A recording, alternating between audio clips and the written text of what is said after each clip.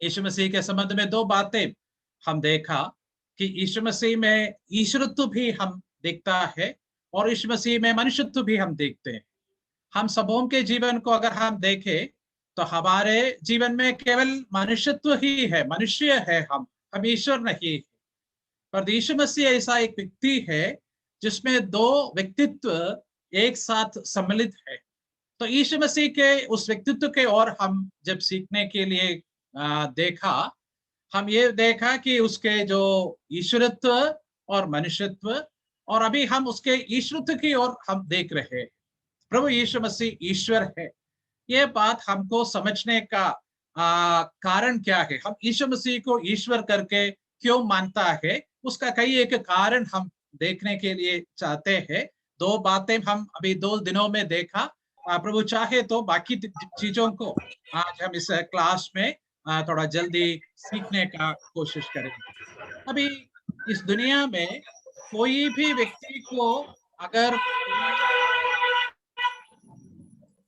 अगर इस दुनिया में किसी एक व्यक्ति को अगर ईश्वर करके हमको मानना है तो इस बात को याद रखिएगा कि उस व्यक्ति में ईश्वर का गुण हम देखना है, ईश्वर का स्वभाव हम देखना है, ईश्वर का लक्षण हमें देखना है।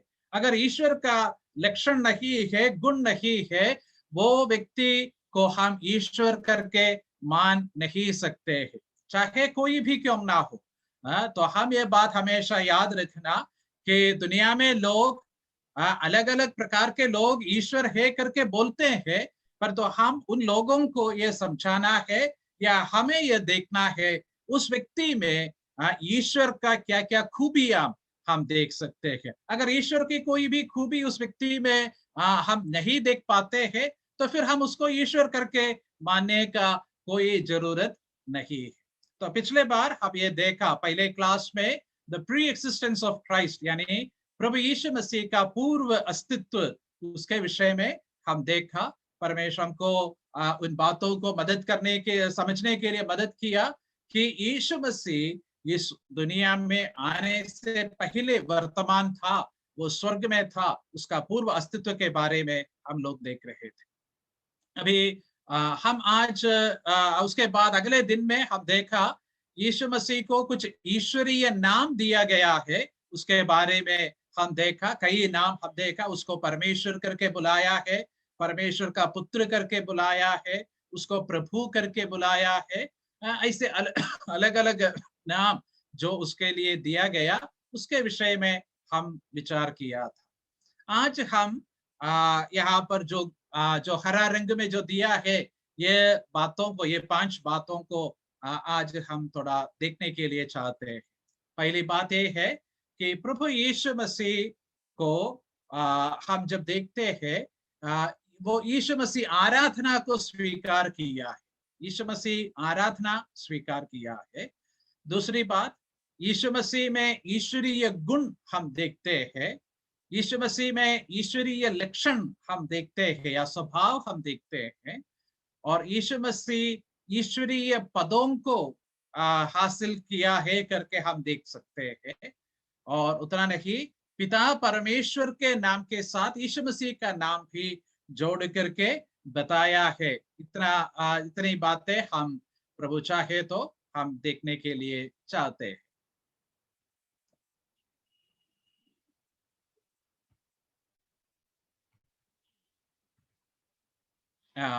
हम ये विचार करेंगे यीशु मसीह में परमेश्वर की आराधना, जो परमेश्वर के ही योग्य है वो आराधना प्रभु यीशु मसीह स्वीकार किया है। Divine worship is ascribed to him, मतलब ईश्वरीय आराधना यीशु मसीह को दिया गया है। हम जब बाइबल पढ़ते हैं, परमेश्वर के वचन को हम जब देखते हैं, हमको एक बात देखने के लिए मिलता है। हम कहीं कहीं से भी अगर देखे जाए तो हर जगह हमको ये सीखने के लिए मिलता है कि आराधना केवल परमेश्वर को ही देने के लिए बाइबल कहता है और परमेश्वर को ही दिया है। अगर किसी और व्यक्ति को अगर आराधना चढ़ाया है, दिया है, वो परमेश्वर के नजर में निंदा की बात है। वो बहुत बड़ा अपराध है, पाप है परमेश्वर के नजर में। दुनिया में हम कई लोगों को आदर देते हैं उनके स्तर पर। उदाहरण के लिए एक टीचर को या एक गुरु को गुरु के स्तर पर आदर देता है, माता पिता को उस स्तर पर हम आदर देता है। परंतु ईश्वर को जैसा देखता है वैसे हम दुनिया में किसी को नहीं देखता है, या ईश्वर को जैसे आराधना देता है वैसे दुनिया में किसी को आराधना हम नहीं देता है, क्योंकि आराधना ये केवल ईश्वर के ही योग्य है। उसके अलावा हम किसी को आराधना देना नहीं है। तो बाइबल कभी भी ये बात को कभी सपोर्ट नहीं किया है कि ईश्वर को छोड़ करके और किसी की आराधना करना है। अभी मैं यहाँ पर कुछ उदाहरण आपके सामने रखा है। ये उदाहरण आप आपके समय पर बाइबल खोल करके पढ़ के आप समझ सकते हैं। अभी हम उसको पढ़ने का जरूरत नहीं है, पर तो मैं उसका संदर्भ आपको बताकर आगे बढ़ेंगे। मत्ती का सुसमाचार 4 अध्याय का 10। मत्ती 4 अध्याय यीशु मसीह के परीक्षा का अध्याय है। वहां पर हम ये देखते हैं, शैतान जब यीशु मसीह को परखने आया, अलग अलग प्रकार के परीक्षाएं उसके सामने ला दिया। और उनमें से एक परीक्षा यह थी कि सारे संसार को दिखा करके शैतान ने ये कहा कि यीशु मसीह से कि तू मेरा दंडवत कर, ये सब कुछ मेरे वश में है, मैं तुम्हें ये सब कुछ दे दूंगा। तो यीशु मसीह ने उस शैतान को किस प्रकार जवाब दिया, वो हम मत्ती 4 अध्याय के 10 में पढ़ते हैं। शैतान यीशु मसीह से केवल एक ही बात मांग रहे, तू मेरा दंडवत कर। पर यीशु मसीह शैतान को कहता है, मैं तुझे दंडवत नहीं करूंगा, क्योंकि लिखा है कि प्रभु परमेश्वर को ही दंडवत करना और केवल उसी का ही उपासना करना। ये हम वहां पर पढ़ते हैं। तो मेरे कहने का मतलब ये है कि वहां पर यीशु मसीह शैतान को एक बहुत बड़ा सिद्धांत सिखाया है। वो सिद्धांत क्या है? परमेश्वर को छोड़ करके किसी की आराधना नहीं करना।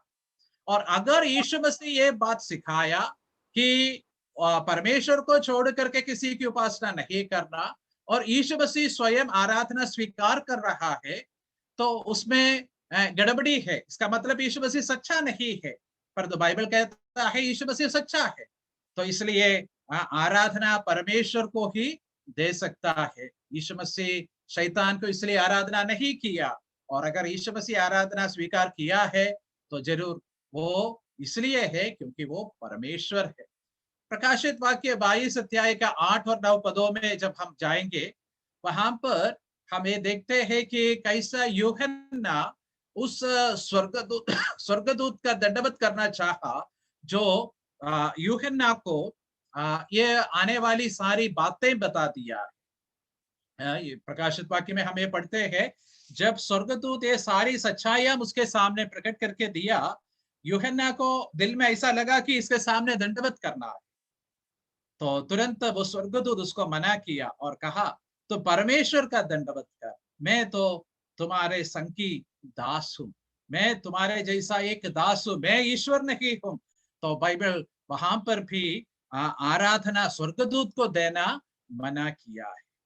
प्रेरितों के काम 10 अध्याय में हम देखते हैं कि कॉर्नेलियस करके एक व्यक्ति, वो एक विश्वासी नहीं था, एक यहूदी भी नहीं था, वो व्यक्ति एक अन्य जाति व्यक्ति था।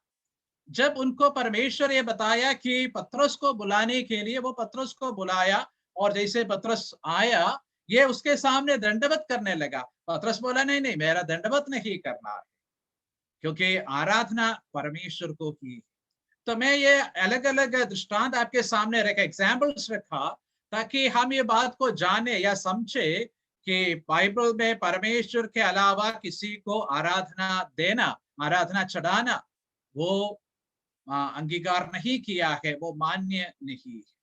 परंतु यीशु मसीह जब इस दुनिया में था, यीशु मसीह बिना हिचकिचाते हुए आराधना को स्वीकार किया है।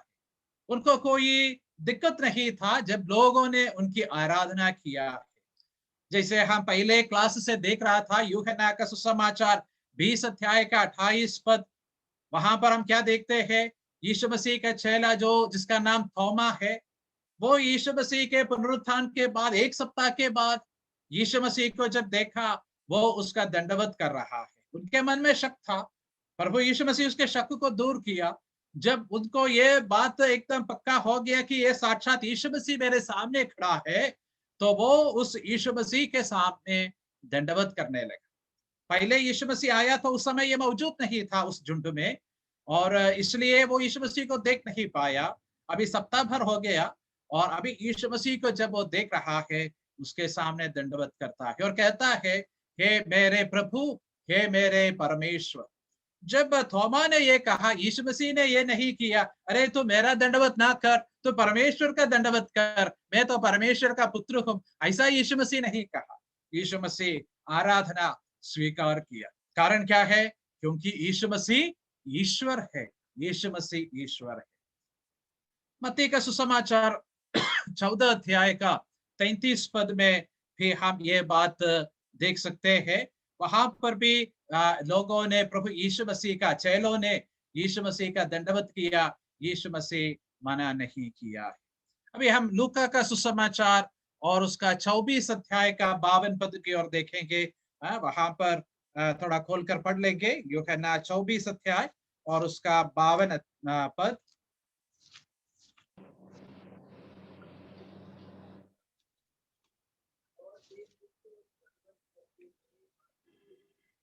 वहां पर हम इस प्रकार पढ़ते हैं, और वे उसको दंडवत करके बड़े आनंद से यरूशलेम को लौट गए। प्रभु यीशु मसीह स्वर्ग जाने के समय की बात है। यीशु मसीह स्वर्ग जाते वक्त, जैसे यीशु मसीह स्वर्ग गया, तो यीशु मसीह के चेले लोग, 11 लोग, उन लोग यीशु मसीह के दंडवत करके, यीशु मसीह के आज्ञा मानते हुए यरूशलेम की ओर चला गया। और प्रभु यीशु मसीह जब छोटा सा बालक था, मत्ती का सुसमाचार 2 अध्याय का 11 पद हमको मालूम है, वहां पर ज्योतिषी लोग आया, उन लोग यीशु मसीह का दंडवत किया है।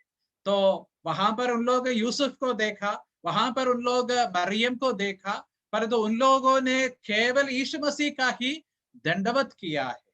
तो यीशु मसीह आराधना को स्वीकार किया है। उसके जन्म के संबंध में हम ये देखते हैं, उसकी सेवकाई के संबंध में हम ये देखते हैं, उसके मृत्यु पुनरुत्थान के बाद हम ये देखते हैं, उसके स्वर्गारोहण के संबंध में हम ये देखते हैं। प्रभु यीशु मसीह आराधना को स्वीकार किया है। अगर यीशु मसीह आराधना परमेश्वर को ही चढ़ाना करके सिखाया, और वो आराधना स्वीकार करने के बावजूद भी वो ईश्वर अगर नहीं रहा, तो इसका मतलब यीशु मसीह एक झूठा व्यक्ति है, उसमें कोई मतलब नहीं। पर तो सच्चा ये है कि यीशु मसीह झूठा नहीं है। यीशु मसीह का जीवन, उसका असर, ये सब हमको बताता है कि यीशु मसीह एक झूठा व्यक्ति नहीं है, एक सही व्यक्ति है। तो अगर यीशु मसीह सही है, तो हमको ये मानना पड़ेगा यीशु मसीह साक्षात में ईश्वर है, क्योंकि उन्होंने क्या किया है? आराधना को स्वीकार किया है। अगली बात हम यहाँ पर पढ़ते हैं कि यीशु मसीह का आराधना हम लोग करना है, ये बात परमेश्वर पिता चाहता है। ये बात परमेश्वर पिता चाहता है। देखिए यूहन्ना का सुसमाचार और उसका 5 अध्याय और उसका 23 और 24 पद। यूहन्ना 5 अध्याय और उसका 23 एंड 24। इसलिए कि सब लोग जैसे पिता का आदर करते हैं, वैसे ही पुत्र का भी आदर करें। जो पुत्र का आदर नहीं करता, वह पिता का जिसने उसे भेजा है आदर नहीं करता। मैं तुमसे सच सच कहता हूँ, जो मेरा पर प्रतीति करता है,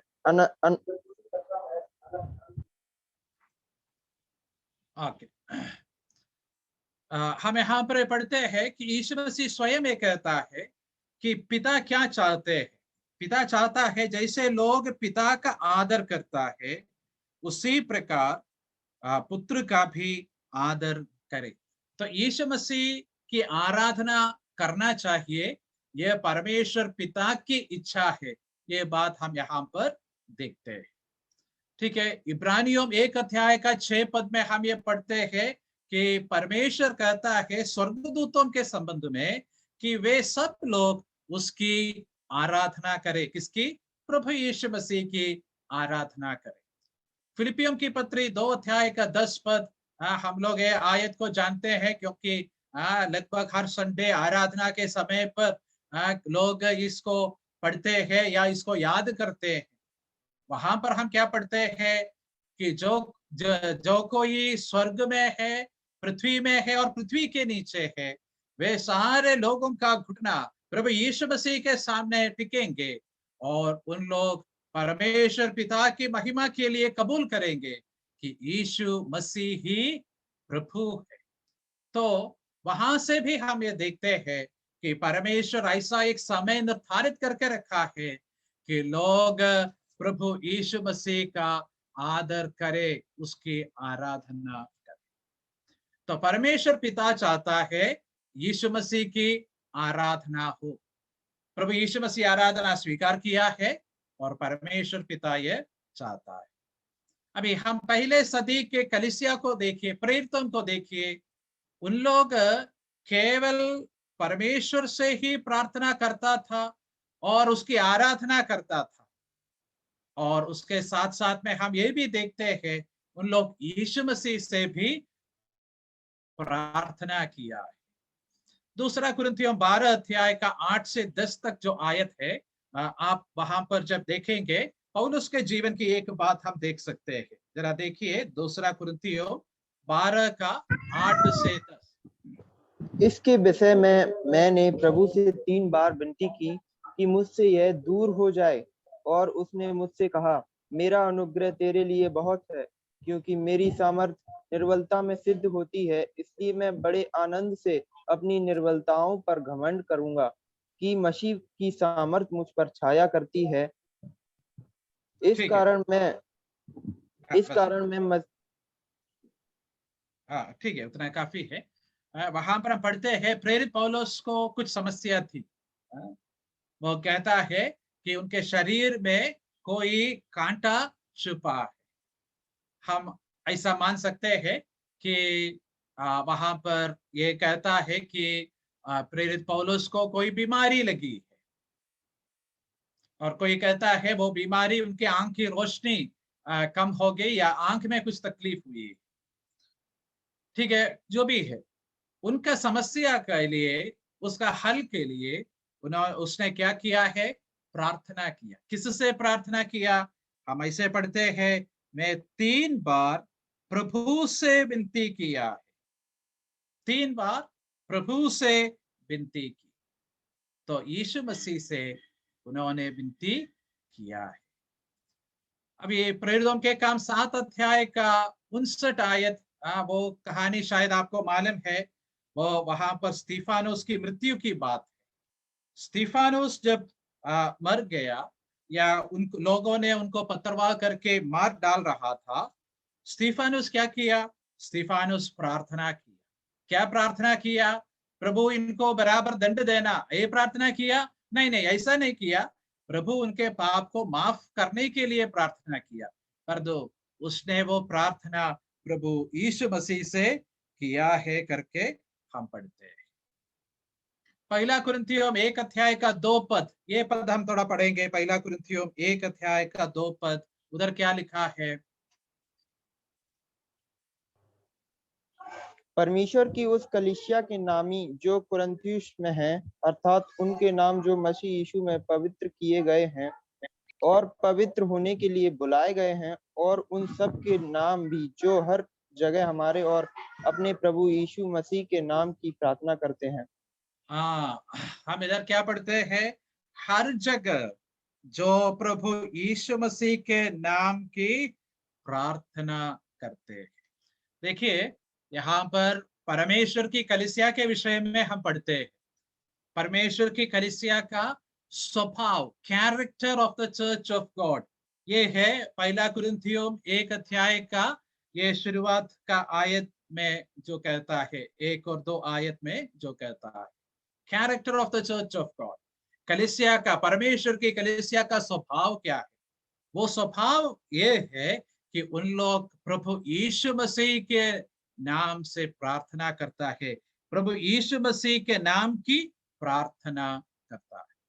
तो इन आयतों को हम इसलिए देखा कि पहले सदी के कलीसिया के लोगों का आदत था, उनका तरीका यह था कि प्रभु यीशु मसीह से प्रार्थना करे। उन लोग केवल परमेश्वर की प्रार्थना आराधना करने वाले लोग हैं, परंतु उन लोग प्रभु यीशु मसीह से भी प्रार्थना किया है। ये क्या सिखाता है? ये सिखाता है यीशु मसीह साक्षात में परमेश्वर है। मैं अगली एक बात इस स्लाइड में जो लिखा है, आप में से कुछ लोगों को उसके विषय में मालूम होगा। बाइबल में ब्लेसड यानी धन्य ये शब्द काफी बार आया है। नया नियम में ये शब्द जो तमाम बार आया है उसमें एक एक शब्द है यूनानी भाषा में, वो शब्द है यूलोगेटोस। दूसरे कहीं कहीं धन्य ये शब्द के लिए जो भाषा इस्तेमाल किया है यूनानी भाषा में, वो एक अलग भाषा है। पर तो ये यूलोगेथोस ये शब्द 8 बार परमेश्वर के वचन में नया नियम में इस्तेमाल किया है, और ये 8 बार जो इस्तेमाल किया है इनमें से 7 बार वो परमेश्वर पिता के लिए इस्तेमाल किया है। 7 बार परमेश्वर पिता के लिए इस्तेमाल किया है, और एक बार या एक ही बार ये शब्द प्रभु यीशु मसीह के लिए इस्तेमाल किया है। वो रोमियो 9 अध्याय का 5वें पद है। जरा देखिए उधर क्या लिखा है।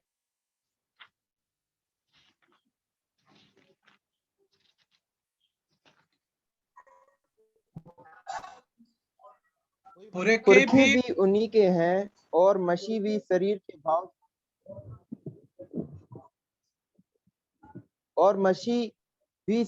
भाव से उन्हीं में से हुआ, और सब के ऊपर परम परमेश्वर युगान युग धन्य है। आमीन। हाँ, देखिए वहां पर हम क्या पढ़ते हैं प्रभु यीशु मसीह के विषय में कि वो युगान युग के लिए वो परमेश्वर है और धन्य है। वहां पर भी वो धन्य ब्लेसेड ये शब्द जो इस्तेमाल किया वो प्रभु यीशु मसीह के लिए इस्तेमाल किया है। बाकी 7 जगह पर वो परमेश्वर पिता के लिए इस्तेमाल किया है। जैसे एक उदाहरण के लिए पहला पत्रस 1 अध्याय का 2 में धन्य है हमारा परमेश्वर और प्रभु यीशु मसीह का पिता और परमेश्वर, ऐसा हम वहां पर पढ़ते हैं। उसी प्रकार दूसरा कुरिन्थियों 1 अध्याय का 3 पद में भी हम पढ़ते हैं प्रभु यीशु मसीह का पिता और परमेश्वर धन्य है करके हम पढ़ते हैं। इफिसियों 1 का 3 में हम पढ़ते हैं धन्य है, वो शब्द हम पढ़ते हैं। सब परमेश्वर पिता के लिए इस्तेमाल किया है, लेकिन एक ही बार यीशु मसीह के लिए इस्तेमाल किया है। अभी ये दोनों के अलावा किसी और के लिए शब्द इस्तेमाल नहीं किया है। ये एक आराधना का भाव है, आराधना का शब्द है, और वो शब्द परमेश्वर पिता के लिए और प्रभु यीशु मसीह के लिए इस्तेमाल किया है। इसका मतलब यीशु मसीह आराधना के योग्य है। जैसा पिता परमेश्वर आराधना के योग्य है, वैसे प्रभु यीशु मसीह भी आराधना के योग्य है। और इसलिए यीशु मसीह परमेश्वर है क्योंकि वो आराधना के योग्य है। आराधना को वो स्वीकार किया है। परमेश्वर चाहता है लोग उसकी आराधना करें, और पहले समय सदी के कलीसिया उसकी आराधना किया है। और यीशु मसीह परमेश्वर है ये बात हम सीखने के लिए ये पर्याप्त है। तो हम तीसरी जो बात सीख रहा था, आराधना यीशु मसीह के लिए दिया है, इसलिए यीशु मसीह परमेश्वर है। अभी अगली बात पर हम आएंगे। ईश्वरीय गुण हम यीशु मसीह में देखते हैं, इसलिए यीशु मसीह ईश्वर है। ईश्वरीय गुण हम उसमें देख सकते हैं।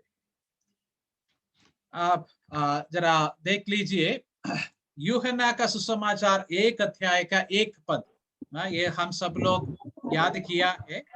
आदि में परमेश्वर था, आदि में वचन था, और वचन परमेश्वर के साथ था, और वचन परमेश्वर था। तो हम यहाँ पर क्या पढ़ते हैं? हम यहाँ पर पढ़ते हैं कि वचन के बारे में, और वो वचन यीशु मसीह है। ये 1 अध्याय का 14 पद में लिखा है।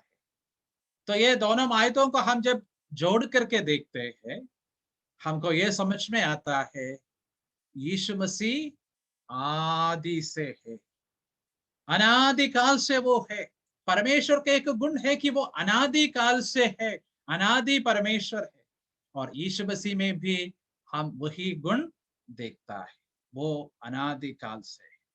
अभी उत्पत्ति 1 अध्याय का 1 में आदि में परमेश्वर ने आकाश और पृथ्वी की सृष्टि की, ऐसा हम पढ़ते हैं। यूहन्ना 1 का 1 में भी आदि में वचन था करके हम पढ़ते हैं।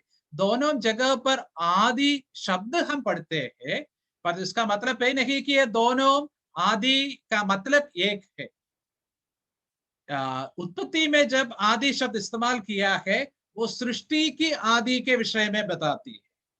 पर यूहन्ना 1 में आदि शब्द जब कहता है, वो अनादि को दर्शाती है। तो ये बात, ये फर्क हम लोग मन में रखना चाहिए। तो यीशु मसीह अनादि काल से वर्तमान है, ये हम पढ़ते हैं। फिलिपियों की पत्री 2 अध्याय का 6 पद में हम पढ़ते हैं कि जो परमेश्वर के तुल्य में है, परमेश्वर के रूप में है, जो परमेश्वर के बराबर के। इब्रानियों में 1 अध्याय का 10 आयत में हम देखते हैं, वहां पर भी हम ये देखता है कि कैसे प्रभु यीशु मसीह आने वाले दिन के संबंध में वो अनंत काल के लिए है। सारी सृष्टि खत्म हो जाएगी, यानी सृष्टि दूर हो सकती है, पर तो प्रभु यीशु मसीह नहीं दूर होगी। आप देखिए इब्रानियों 1 अध्याय का 10 से 12 पदों को,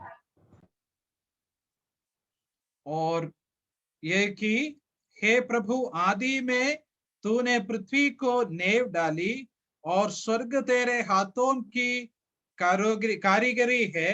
वे तो नाश हो जाएंगे, पर तू बना रहेगा, और वे सब वस्त्र की नाई पुराने हो जाएंगे, और तू उन्हें चादर की नाई लपेटेगा, और वे वस्त्र की नाई बदल जाएंगे, पर तू वही है, और तेरे वर्षों का अंत ना होगा।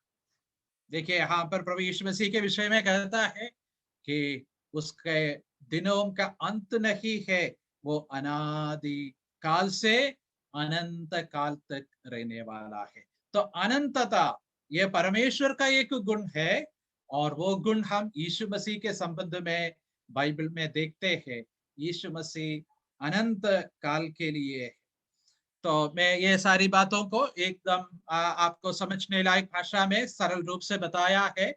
परमेश्वर के भक्त लोग जो इसके विषय में और गहराई से सीखते हैं या सिखाते हैं, उन लोग इसके विषय में और भी विस्तार रूप से बताता है। पर तो मैं एकदम सरल रूप से हम लोग बिना शक से, सवाल से ये बातों को समझने के लिए आपके सामने बताया है। तो परमेश्वर का गुण है कि परमेश्वर अनंत काल का है, और यीशु मसीह में हम वो गुण देखता है। अगला एक ईश्वरीय गुण जो यीशु मसीह में देखता है, आप देखिए यूहन्ना का सुसमाचार 5 अध्याय और उसका 21 पद में। यूहन्ना 5 अध्याय का 21, जॉन चैप्टर 5 वर्स 21। क्योंकि जैसा पिता मरे हुए को उठाता और जिलाता है, वैसा ही पुत्र भी उन्हें चाहता है, उन्हें जिलाता है। ठीक है, 26 भी, 26 पद भी।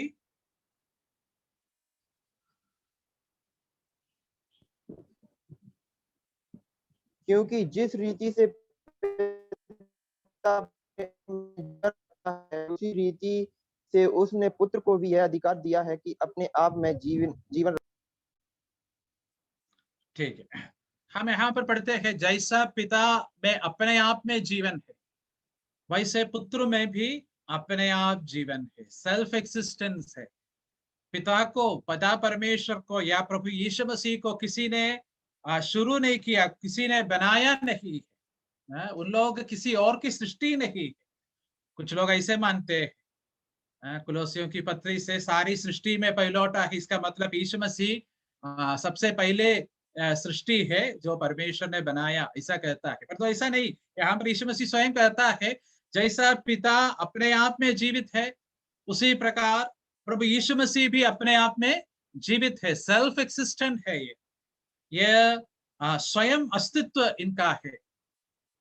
पिता परमेश्वर को भी है, प्रभु यीशु मसीह को भी है, पवित्र आत्मा को भी है। तो ये स्वयं अस्तित्व में आया है, किसी ने इनको शुरू नहीं किया है। ये बताता है, ये परमेश्वर का गुण है, यीशु मसीह में वो गुण हम देखते हैं। और यीशु मसीह भी कहता है 21 पद में, जिन्हें चाहता है उन्हें पिता जीवन देता है, मतलब जिलाता है। पुत्र भी ऐसा ही है, जिन्हें चाहता है वो उनको जीवन दिला सकता है। तो पिता जैसे दूसरों को जीवन देने का ताकत, लाइफ गिविंग पावर, वो प्रभु यीशु मसीह में हम देखते हैं। जो ताकत परमेश्वर में है वो प्रभु यीशु मसीह में है। एक आध बात में नहीं, सारी बातों में परमेश्वर का गुण प्रभु यीशु मसीह में हम देखते हैं। तो इसलिए हम ये समझते हैं या सीखते हैं कि प्रभु यीशु मसीह में ईश्वरीय गुण है। और यीशु मसीह इस दुनिया में जब था, ये बात को अपने कामों के द्वारा वो दिखा दिया कि उनके अंदर ईश्वरीय गुण है। उसको हम आगे देखेंगे, परमेश्वर को मदद करेगा। तो यीशु मसीह का अनंतता, उसका स्वयं अस्तित्व और उसका जीवन देने का ताकत, यह सब ईश्वरीय गुण है। अभी इब्रानियों 13 अध्याय का 8 पद शायद हमको बिना देख करके भी याद होगा। वहां पर हम क्या पढ़ते हैं? यीशु मसीह कल, आज और सदा के लिए एक सा है। यीशु मसीह एक सा है, मतलब उनको कोई बदलावट नहीं है, इम्यूटेबल है। इसका मतलब उनको कोई अदल बदल नहीं होता है, उनको कोई परिवर्तन नहीं होता है। जैसा है वैसा ही रहे। हम लोग परिवर्तन के अधीन है। 10 साल पहले आप जैसे था वैसे नहीं है आज आप। तमाम बातों में परिवर्तन है, शरीर में परिवर्तन है, सोच में परिवर्तन है, वार्तालाप में परिवर्तन है, आपके प्रायोरिटीज में, प्राथमिकताओं में परिवर्तन है, आपके इच्छाओं में परिवर्तन है, तमाम बातों में परिवर्तन है। परंतु परमेश्वर ऐसा नहीं है। ये वो हमेशा एक सा रहता है। उनके लिए कोई भूतकाल और भविष्य काल नहीं है, हमेशा वर्तमान काल है, और वो हमेशा एक सा है। यीशु मसीह के विषय में हम ये बात समझता है, सीखता है। वो कल, आज और युगानुयुग के लिए वो एक सा है। इसलिए वो उनको कोई अदल बदल नहीं होता है, इसलिए वो ईश्वर है। कोलोसियम की पत्री 2 अध्याय का 9 पद, हम वहां पर क्या पढ़ते हैं? परमेश्वर की सारी परिपूर्णता उसमें सदैव वास करती है। परमेश्वर की सारी परिपूर्णता, all the fullness of God है, उसमें वास करती है, प्रभु यीशु मसीह में। मतलब ईश्वरत्व में जो भी गुण है, वो सारे गुण प्रभु यीशु मसीह में है। तो इसलिए फिर हमको चिंता नहीं करना, यीशु मसीह कौन है? यीशु मसीह ईश्वर है, उसके अंदर ईश्वरीय गुण हम पाते हैं। देखिए, परमेश्वर के वचन कितने साफ तौर से ये हमको बताता है कि यीशु मसीह परमेश्वर है।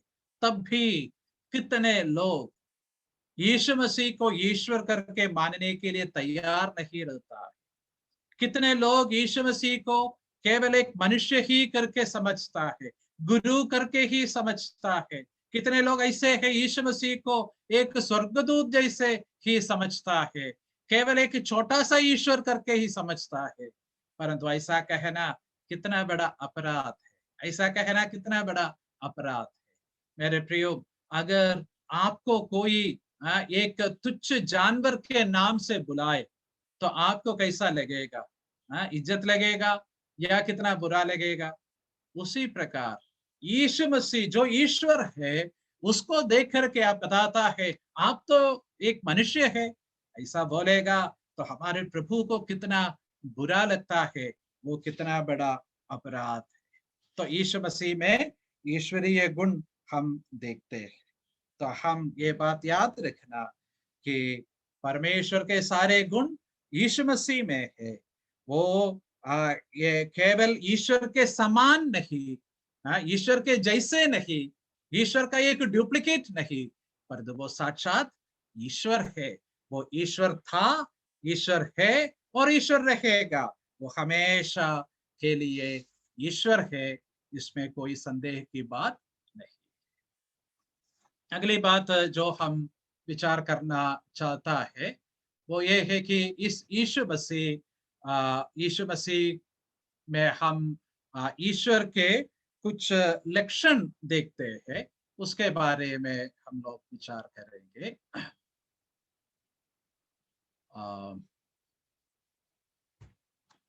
ठीक है, हम यहाँ पर ईश्वर के लक्षण हम यीशु मसीह में जो देखता है उसके बारे में हम विचार करेंगे।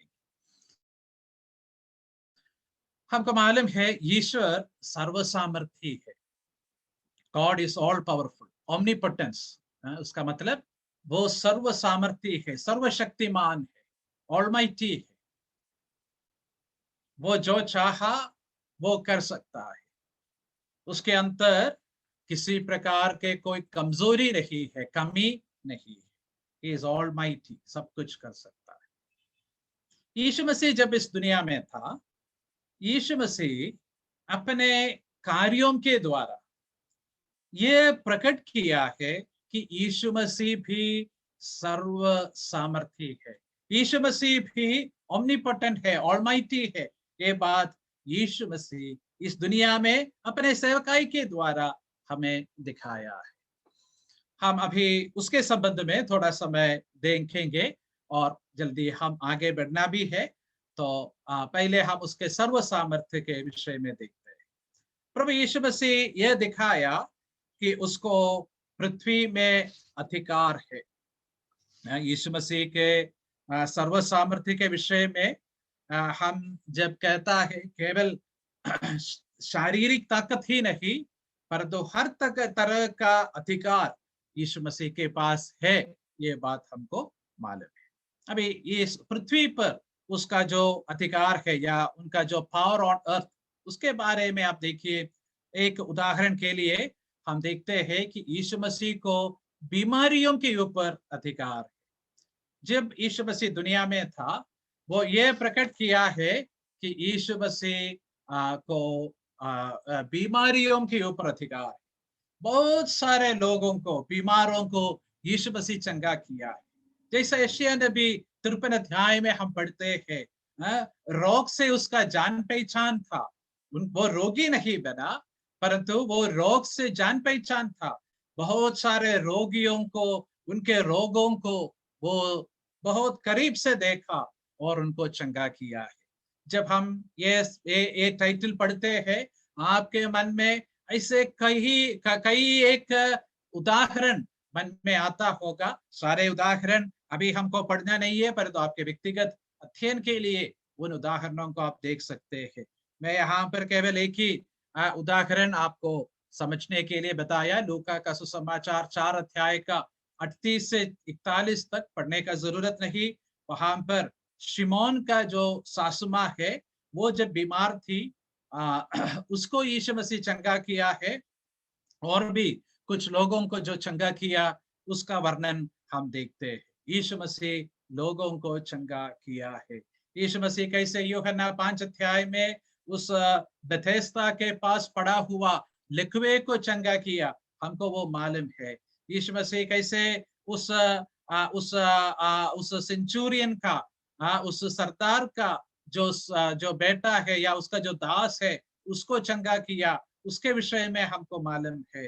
कैसे वो अंधों को आंखें दिया, हमको मालूम है।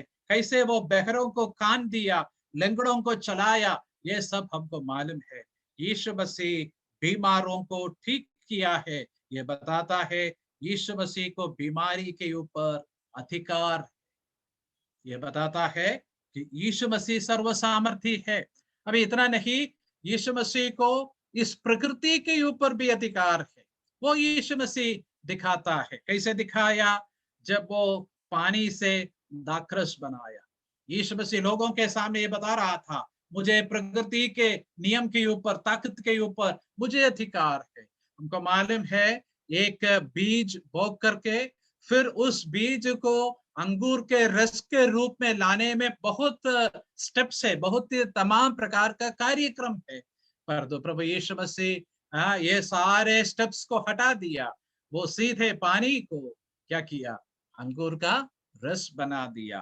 तो यीशु मसीह ये दिखाता है कैसे प्रभु यीशु मसीह को प्रकृति के ऊपर अधिकार है। मत्ती का सुसमाचार 8 अध्याय का 26 पद में हम क्या पढ़ते हैं? प्रभु यीशु मसीह अपने चेलों के साथ जब था, वो आंधी तूफान को थमाया है। उस बात को हम वहां पर पढ़ते हैं। अपने शब्द से, यीशु मसीह एक शब्द कहने से आंधी तूफान शांत हो गया, सागर शांत हो गया है, ऐसा हम पढ़ते हैं। तो ये बताता है उसका ताकत कितना बड़ा है। आंधी तूफान जब आते हैं, हम और आप खड़े होकर के केवल देख सकता है या अपने बचाव का कोशिश कर सकते हैं ताकि हम उसके द्वारा उड़ न जाए। परंतु प्रभु यीशु मसीह आंधी तूफान को थमाया है, डांट करके थमाया है। ये बताता है कि वो कैसा सामर्थी है, शक्तिशाली है। मत्ती का सुसमाचार 14 अध्याय का 25 पद, वहां पर भी एक सिमिलर इंसिडेंट हम देखते हैं। पर उसके अलावा दूसरी एक बात भी हम देखते हैं। प्रभु यीशु मसीह पानी के ऊपर चला, पानी के ऊपर चला। हम पानी के ऊपर चल नहीं सकता है, हमको मालूम है। जैसे हम पानी में अपना पैर रखेगा, हमारा पैर नीचे जाकर के जमीन पर जाकर के बैठता है या रेस्ट करता है। पर तो प्रभु यीशु मसीह पानी के ऊपर चला। प्रकृति का ताकत है, एक नियम है, गुरुत्व आकर्षण का जो नियम, law of gravitational force, gravitational attraction, उसमें क्या है कि हम जो भी है वो सारी चीजों को इस पृथ्वी अपनी ओर खींचता है। तो पानी के ऊपर जो भी हम रखता है वो पृथ्वी अपने ऊपर खींचता है।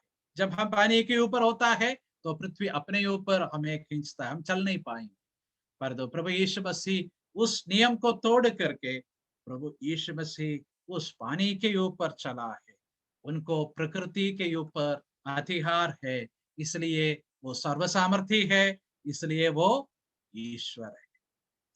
अगली बात, यीशु मसीह मुर्दों को जिंदा किया है। आपको मालूम है, यीशु मसीह लाजर को जिंदा किया, नाइन के विधवा का बेटा को जिंदा किया, याईर की बेटी को जिंदा किया। अलग अलग समय पर था। याईर की बेटी जैसे मरा, यीशु मसीह जाकर के जिंदा किया।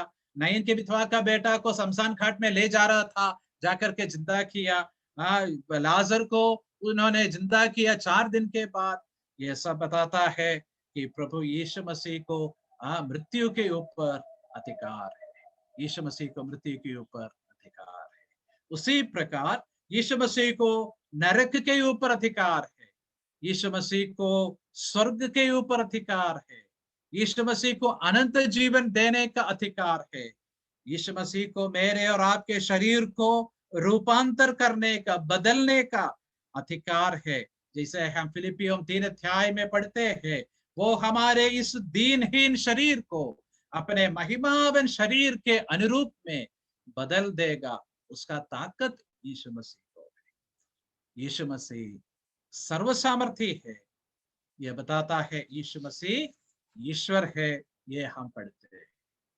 अगली जो बात हमको जो देखने के लिए है वो ये है कि यीशु मसीह सब कुछ जानने वाला है, ऑल नोइंग है, ओमनिशियंस। यीशु मसीह सब कुछ जानने वाला परमेश्वर है। कुछ आयतें में हम पर दिया है। यूहन्ना 16 अध्याय का 30 पद, यूहन्ना 2 अध्याय का 24 और 25 पद, 1 अध्याय का 48, 4 का 16 से 19 तक।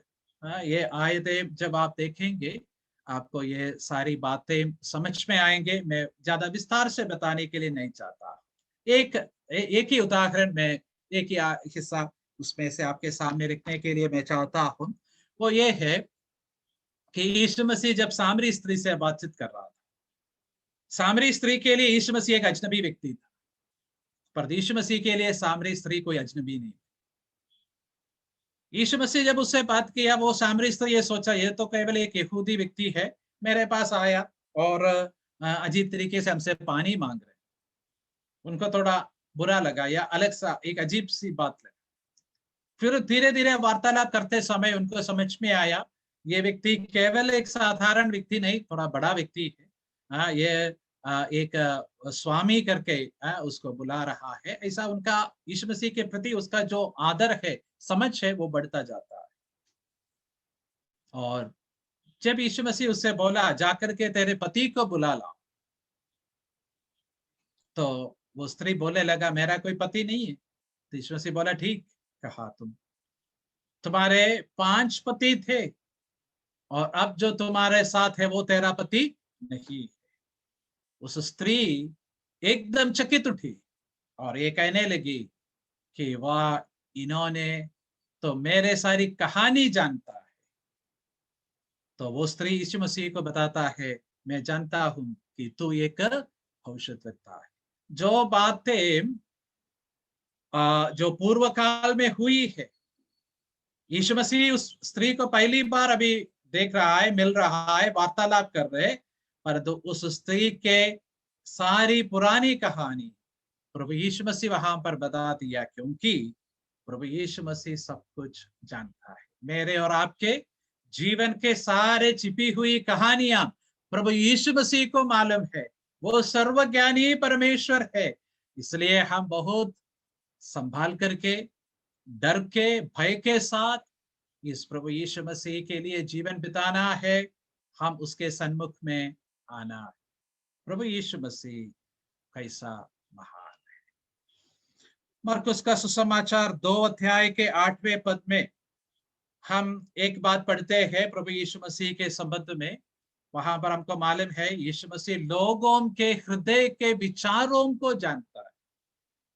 अभी इस वक्त आप क्या सोच रहा है मुझे मालूम नहीं, मैं क्या सोच रहा है तुम्हें मालूम नहीं, पर तो प्रभु यीशु मसीह ऐसा व्यक्ति है, लोगों के हृदय के विचारों को वो जानता है। वहां पर यीशु मसीह कफरनहूम में उस घर में उस जो व्यक्ति, जो लिखवे व्यक्ति था, उस व्यक्ति से उनको चंगा कर रहा था। उससे कहा कि तेरे पाप क्षमा हुए। तो वहां पर जो लोग, यहूदी लोग जो बैठे थे, उन लोग मन में ये विचार कर रहे थे, अरे अरे ये क्या बात है, ये कैसे पाप का क्षमा कर सकता है, वो तो परमेश्वर ही कर सकता है, तो फिर ये कैसे कर दिया। ऐसा मन में विचार कर रहे थे। हम वहां पर पढ़ते हैं यीशु मसीह उनके विचार को जाना। यीशु मसीह आपके मन के विचार को जानता है, मेरे मन के विचार को वो जानता है। ये हम यहाँ पर देखते हैं। ठीक है, हम आगे बढ़ेंगे।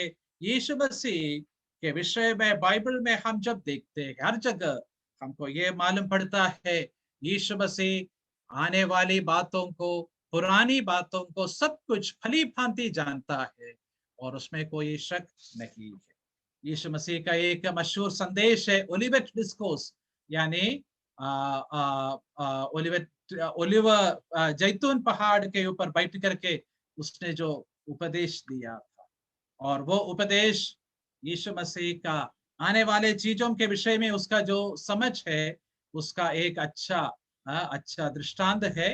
इतना बताकर मैं आगे बढ़ता।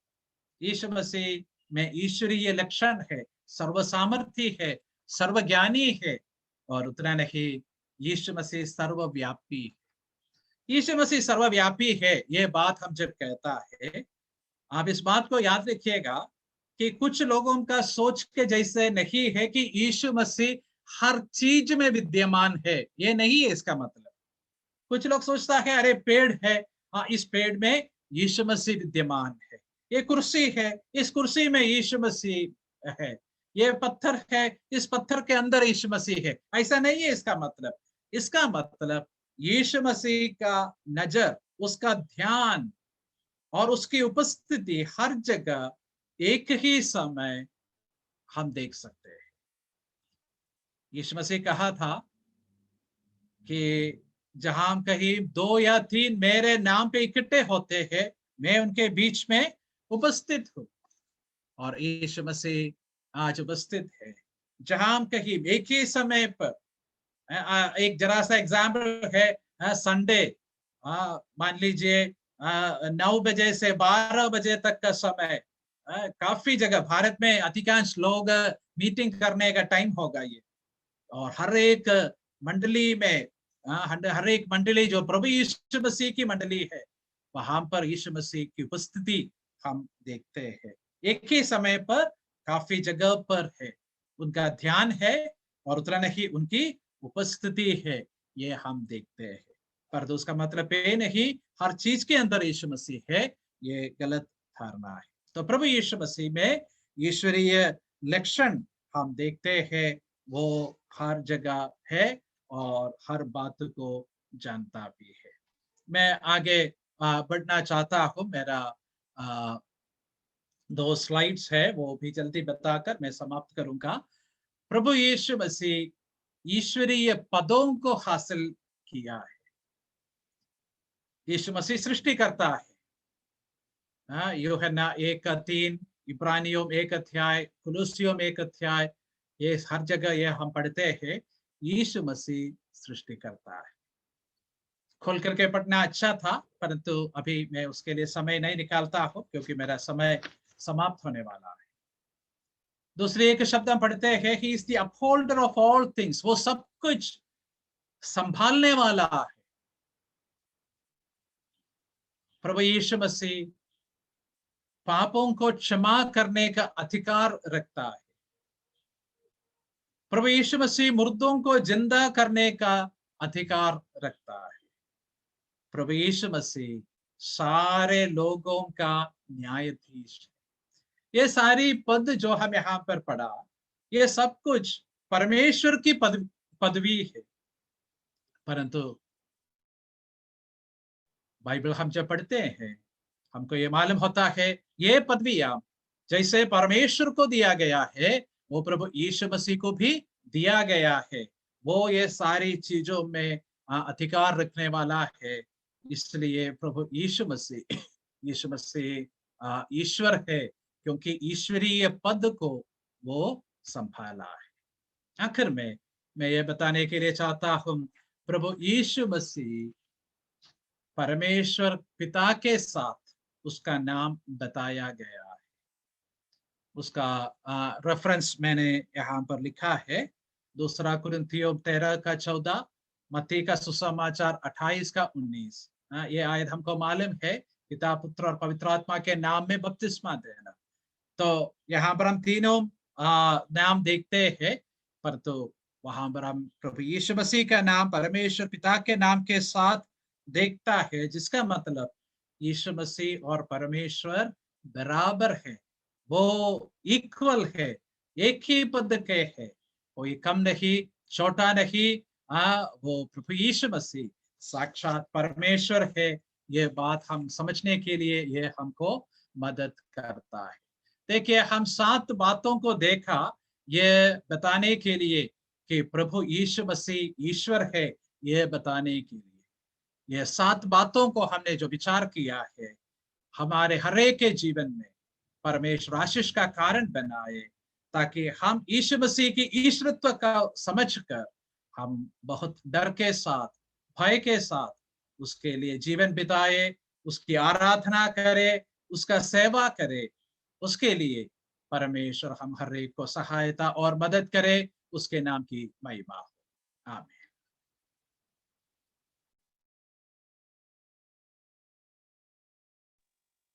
बहुत बहुत धन्यवाद अंकल।